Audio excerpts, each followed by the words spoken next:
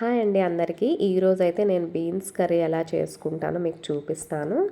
So first అయితే అన్నీ చక్కగా వాష్ చేసుకొని ఇలా కట్ చేసేసుకోండి.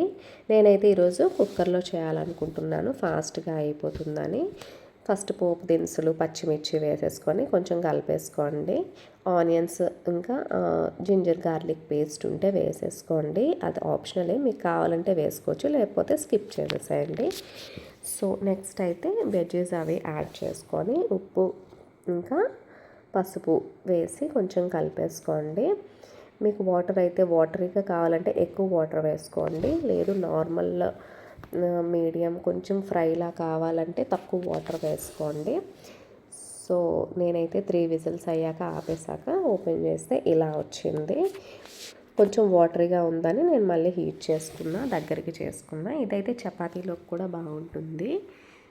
సో ఇదండి, చాలా ఈజీ. సో అందరూ సబ్స్క్రైబ్ చేసుకోండి ఛానల్ని. Thank you.